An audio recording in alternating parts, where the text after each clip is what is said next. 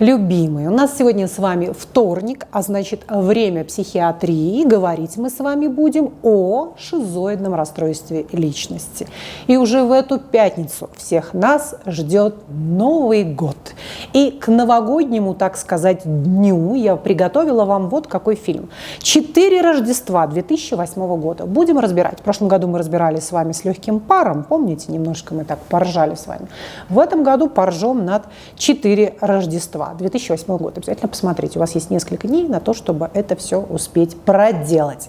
Итак, возвращаемся к нашему шизоидному расстройству личности. Расстройство личности, вы помните, это прежде всего характер, да, патологически измененные черты личности. То есть ребенок чаще всего, речь идет о том, что он рождается, да, есть некоторая, во-первых, генетическая детерминированность, определенная отягощенная наследственность, да, дальше идет формирование внутриутробное, дальше могут быть какие-то постнатальные, все эти пренатальные дела, попадает в определенную социальную среду, то есть это дом, детский садик, далее школа, университет, если получится, потому что все-таки шизоидный тип личности, да, шизоидное расстройство личности. Конечно же, оно может быть в рамках акцентуации. Такие небольшие заостренные личностные черты. А может иметь уже патологические, да, такие личностные черты. Соответственно, ранее это называлось психопатия, мы все прекрасно знаем. Сегодня это уже у нас расстройство личности. Так вот, люди это чрезвычайно интересны. Мы в них можем нуждаться, ну, я в них очень нуждаюсь, я их очень люблю, но они в нас совершенно не нуждаются. То есть, да, мои шизоиды ко мне привязываются, ну, среди близких, реально прямо близких людей у меня были шизоиды, они действительно ко мне привязывались, но для этого необходимо пройти вот многолетнюю такую скрупулезную, кропотливую, дотошную работу именно ученого. То есть мне настолько было интересно с рождения узнавать самых странных людей, меня тянуло к ним всем сердцем, когда моя младшая дочь говорит, допустим, мама, со мной в школе никто не хочет дружить. Я говорю, доченька, в чем проблема? Возьми, сколоти банду психов, найди самых интересных людей и возглавь это сообщество. Вот я ровно так и делала в детском саду, в школе. Я находила самых странных людей, потому что только эти странные люди просто будоражили меня. Просто изучала, со слюною вот на губах общалась с ними, да, и они вызывали у меня полнейший восторг. По той простой причине, что это может быть просто кладезь каких-то знаний. В силу того, что люди очень аутичные, да, очень закрытые от внешнего мира, которые совершенно не нуждаются в социальном общении, собственно говоря, чем и характеризуется данное расстройство личности, да, шизоидное. Они не вовлечены в социум. Они полностью удовлетворены тем, что происходит в их жизни. Может быть, иногда, да, им бы хотелось. Они также листают Инстаграм. Они также это видят. В принципе, они где-то задним числом понимают, да, неплохо было бы поучаствовать где-то в каком-то там, может быть, мероприятии, куда-то съездить, встретиться, иметь каких-то друзей, как бы вроде бы. Но по большому счету все вот как есть, оно вполне себе устраивает их. Да? Соответственно, это вот может быть такой кладезь знаний. В силу того, что человек замкнутый, он не просто интроверт. То есть интроверт – это такая характеристика, может быть, очень много кого-то. Это в принципе характеристика, которая лишь отчасти может как-то показать, что нет этой потребности. Просто у интровертов она может быть. То есть если мы будем говорить про характеристику какой-то интроверсированности, люди могут стремиться к этому общению, просто они его могут побаиваться. В данном случае, когда речь идет о шизоидном расстройстве личности, они и не стремятся. Им довольно комфортно, тем более в миру и вообще в эпоху, когда есть этот интернет. Все, шизоидные человек уходит с головой в мир интернета, там он плавает, и все у него совершенно обалденно. Собственно говоря, почему они крайне редко обращаются за помощью к психотерапевту, крайне редко приходят на групповую терапию, а им она и показана ведь как раз. Ведь какая наша задача? Наша задача максимально социально адаптировать пациента, научить его взаимодействовать с людьми, дальше получать какую-то специальность, идти работать, находить себе партнера по жизни, создавать семью, да, быть встроенным в это общество. Соответственно, поскольку у них этой потребности нет, они и не приходят. Чаще всего приходят родственники. Ну, например, мама сына с шизоидным расстройством личности. Она понимает, что мужику уже 30 лет, он девственник, никаких девочек у него не было, никакого сексуального интереса у него к ним нет, а это также характеристики очень яркие. У них действительно сниженная либидо, сниженные потребности в том, чтобы быть какими-то тактильно близкими, обниматься, целоваться, ласкаться, заниматься сексом. Их это искренне не интересует. Понимаете? Соответственно, мама может переживать, как правило, что вот ребенок уже такой взрослый, здоровый лоб, и что делать? С утра до вечера сидит в интернете, делать ни хрена не хочет. Он и работать не хочет, и учиться не хочет, и с девочкой ни с какой встречаться не хочет. Надо что-то делать. И вот мама будет бить в колокола. Понимаете? То есть это самый такой частый распространенный случай. Сказать, что супруг или супруга тащут под ручку человека, нет. По той простой причине, что шизоидное расстройство личности, они или вообще не выходят замуж, да, не заводят семью, не женятся. Или же, если они находят, то они находят нечто подобное. А вот, например, девушка с шизоидным расстройством личности может найти себе такого скромного анальника, они вместе вот вдвоем ни в ком особо не нуждаются, друг другу за дорожку ходят, все. И ее анальник не страдает, потому что у него самого, в общем-то, без 5 минут шизоидное расстройство, может быть, потому что оно очень часто коррелирует, да, вот с этой анальностью. На самом деле, потому что люди, те же самые шизоидные, могут быть очень хорошими математиками. Все, он погружен в мир цифр, он их очень хорошо понимает, он их очень хорошо любит, все. Вот это какая-то начитанность, а может быть даже увлечение самыми разными эзотерическими вещами. То есть они такие очень интересующиеся люди. Если найти к нему ключ, слушать внимательно, то, в принципе, можно проникнуть к ним в это сердце. Можно пробиться через эту кольчугу такую огромную, толстую. Но это может сделать не каждый, это только я могу. Вот я, тот тип личности, это нужно их очень сильно любить. Их нужно очень сильно понимать, чтобы туда тук-тук-тук, можно к вам. Если же человек будет смотреть на него, что ты какой-то придурок, ты какой-то странный, они это молниеносно считывают и, конечно, закрываются еще больше, понятное дело. Дальше, давайте еще посмотрим, чем все это у нас с вами характеризуется. Ну, естественно, эмоциональная бедность, да, плоскость такая, плоские все эти эмоциональные реакции, абсолютная такая, может быть в коморбиде с депрессией очень часто. То есть помимо того, что там есть шизоидное расстройство личности, там вовсю начинает расцветать уже и депрессивное расстройство личности, присоединяться такие уже очень упаднические настроения, нет уже никакого интереса совершенно уже ни к чему, человек ложится, отворачивается лицом к стене и, в общем-то, спит круглосуточно. Все. Вот настолько он начинает печалиться. Почему? Приходит вот это самобичевание. Он как будто бы понимает, что что-то не то. Он начинает себя критиковать глазами матери, допустим.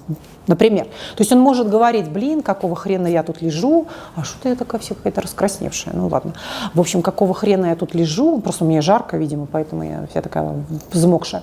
Короче говоря, какого хрена я тут лежу? Вот мне надо встать, себя заставить, подняться, умыться, пойти документы подать куда-то, начать учиться, а я вот лежу. И вот от этого самоедства человек все больше и больше утопает в депрессивных настроениях. Появляются суицидальные мысли, да, и вся симптоматика только ухудшается. А вот в данном случае как раз будет речь идти и о медикаментозной психотерапии. Потому что в данном случае, когда речь идет о шизоидном расстройстве личности, все-таки мы опираемся на когнитивно-поведенческую психотерапию, на групповую психотерапию. Речь идет прежде всего про психотерапию. Но если уже заболевание заходит в коморбидные, самые разные, да, сопутствующие состояния, то тут уже, конечно же, может идти речь и о медикаментозной поддержке. Давайте дальше немножечко поговорим, что еще там может быть. Относительно самых разных настроений. Видно, в общем-то, некоторую, конечно же, вот по поводу выражения эмоций. Их, правда, нет. Они очень такие скудные, плоские и такая приглушенность некоторая, да, им такая эмоциональная бедность, это понятно. Нет вот этой человеческой вовлеченности, нет тепла, нет эмоций, нет чувств, вот такая какая-то сухость, есть такое дело. Вместе с тем, в принципе, может откуда ни возьмись появиться взрывная реакция. Может. Вот человек копил гнев, молчал, молчал, молчал, молчал, вроде сидел в каком-то коконе в своем мире, ничего не высказывал, но где-то оно там подспудно копилось. И в какой-то момент, может, даже очень неуместно, неактуально, неадекватно, оно может, в принципе, выплеснуться в какой-то такой, вот, в яркую вспышку гнева. Может такое произойти. Нельзя сказать, что нет, он этого не сделает. Может, в общем-то, так жестко начать разговаривать, да? Соответственно, знаем, сталкивались. Соответственно, такое дело есть. Что еще по поводу личностных характеристик? Присутствует эгоистичность, эгоцентричность. То есть вот как человек решил, так и будет. Его трудно переубеждать, у него своя позиция. Если мы идем туда, значит мы идем туда, и я уже даже не спорю. Все. Только человек решает, что мы будем делать сегодня, как он или она это видит, о чем мы будем говорить, задает, в общем-то, темп, если это происходит, да, между нами. Соответственно, вот только потребности человека и учитываются, все темы, которые ему или ей интересны, мы обсуждаем. Все. Вот свои такие условия, собственно говоря, выставляются. Дальше присутствует, безусловно, вот это сниженный такой мотивационно-волевой компонент, то есть та самая негативная симптоматика, которая ярко характеризует данное расстройство и которая действительно схожа с шизофренией. Просто у шизофрении, помимо негативной симптоматики, да, вот этот апатобулический симптом, когда человек не хочет вставать, у него и депрессия, делать он ничего не хочет, он совершенно безинициативный, присоединяются и продуктивная симптоматика, бред и галлюцинации, да, вот оно такое психотическое состояние. В данном случае, когда речь идет о шизоидном расстройстве личности, ни о каком психозе речи не идет. Все, это в рамках просто личностной такой характеристики. Некоторые есть заостренные черты, так сказать, да. Соответственно, вот это мы и можем наблюдать, что он совершенно не общается, ничего ему как бы в социуме не интересно, и он вообще от всех отрешается в своей фантазии. Это, конечно же, уже видно с самого раннего детства. Педиатры могут выставлять, что да, аутический там, в общем-то, спектр расстройств могут какой-то ставить. Дальше в подростковом возрасте видно, что нет особо никаких друзей. Какие-то свои странные интересы, во двор гулять не рвется, с друзьями, в общем-то, нигде не чатится, ничего, в общем-то, вроде как социального не интересует, да, не проявляет никакого интереса. Дальше, что еще? Равнодушие, это понятно, создают собственную какую-то вселенную, собственный мир, который по большому счету их устраивает. Более того, здесь есть некоторая такая, не то чтобы девиантность, но где-то рядом. А по большому счету они живут как хотят. Не хочет она рано вставать, да не будет она рано вставать. Не хочет она работать, да и не будет она работать. То есть она будет довольствоваться тем, что будут платить, я не знаю, там, мамину пенсию или еще что-то. Довольствоваться малым. То есть нет масштабных каких-то планов, нет вот таких наполеоновских каких-то идей. Все, не хочу жить днем, буду жить ночью, пошли все в жопу, буду жить, а я вот так хочу. Не хочу я вот наряжаться, голову мыть, да и пошли вы в жопу. То есть есть некоторое такое немножко наплевательское отношение на правила, что ли, нормы. Вот. Соответственно, вот такие вещи мы с вами видим, да? Так, что еще? Что еще? Что еще? Конечно, может чуть-чуть наблюдаться такая какая-то небольшая параноидная составляющая, но небольшая, в принципе, да, что, что-то такое там, что-то, наверное, как-то обо мне говорят, хотя они могут это, в принципе, и игнорировать. То есть они могут странно относиться к мнению окружающих. В большинстве случаев они, в принципе, стараются не обращать на это внимания, просто закрываться. Это не значит, что их совершенно это не волнует. Нет, это не значит. Они будут вычленять из социума конкретного человека, от которого шизоидному человеку будет больно. Вот это могут быть слова отца, больно будет услышать. Или если мы будем говорить, например, аудиторию в группе 100 человек, там будет какая-то одна девочка, мнение которой важно. Понимаете? То есть не в целом, что мне важно, что люди обо мне говорят, а могут быть конкретные люди, которые очень утрированно и болезненно могут восприниматься у человека с шизоидным расстройством личности. Нельзя сказать, что он всех наглухо выключил. Нет, я бы так не сказала. Есть человек какой-то, к мнению которого он может утрированно даже прислушиваться, гипертрофированно переворачивать эти слова как-то. Даже где-то, вот я опять же повторюсь, параноидным образом смотреть на это, искаженно, сделать более того какую-то протестную реакцию. Вот папа сказал «бестолочь», и вот эта фраза «бестолочь», ну ты у меня бестолочь, и она настолько вот как-то зародилась, заронилась, как-то устроила внутренний бунт, что ах так, ну все, я сейчас как уйду только в депрессию, как вообще перестану только общаться со всеми. Почему-то вот в данном случае это может вот такую сыграть очень серьезную, так сказать, шутку. Поэтому сказать, что абсолютно им все до феньки, нет. Есть конкретные какие-то отдельные особенно личности, которые могут на них очень даже сильно. Все, я вас целую, обнимаю. Напоминаю вам, 4 Рождества, 2008 год мы с вами смотрим. Ладно, этот фильмец смотрим, разбирать будем. Так, ну с шизоидным расстройством личности все понятно. 2 слова еще раз скажу про то, что да, групповая психотерапия, конечно же, показана, потому что прежде всего нужно нарабатывать социальные навыки. Но прежде чем пациент отправляется на групповую психотерапию, он куда у нас заходит с вами? Он, конечно же, сначала заходит на индивидуальную психотерапию, потому что вот так вот шизоидное расстройство личности взял и пришел на группу, нет, это стресс. Ему для этого нужно очень хорошо подготовиться. Вот.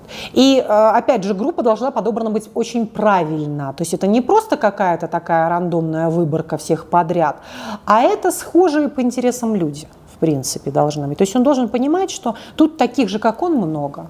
Никто пальцем на него показывать не будет очень все комфортно, хорошо и круто. Вот. Я скоро такие группы буду проводить, не переживайте. Придет тот час, когда я приеду в Питер и начну группки проводить. А только я думаю, если я сделаю свою школу на 1-м этаже, мне будут разбивать окна. Ах ты, сучка Степанова, получи, тварь! Разобьют окно. Что мне, кстати, сделать?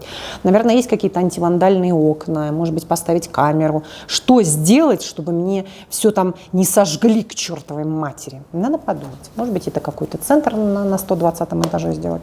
В общем, решим. Да, в общем, по поводу нашего шизоидного расстройства личности, это кластер А, странные расстройства, да, необычные такие расстройства, куда входит как раз шизотипическое расстройство личности, параноидное расстройство личности и шизоидное расстройство личности. Следующая тема будет посвящаться у нас с вами шизотипическому расстройству личности. Поговорим об этих людях. Да. Сегодня у нас было шизоидное, а в следующий раз поговорим про шизотипическое расстройство личности. Ребята, вот и всем. Все, я вас целую и обнимаю, мои любимые. Подписывайтесь на мой YouTube-канал, заходите на сайт veronikastепанова.com, чтобы приобрести множество бесценной информации. Обязательно подписывайтесь на YouTube-канал, нажимайте колокольчик, лайк, подписаться, вот все, что можно нажать. Нажимайте вот так, нажимайте. Целую вас очень нежно. Если что-то упустила, я могла что-то упустить, я это расскажу, когда буду рассказывать про шизотипическое расстройство личности. Ладно? Угу.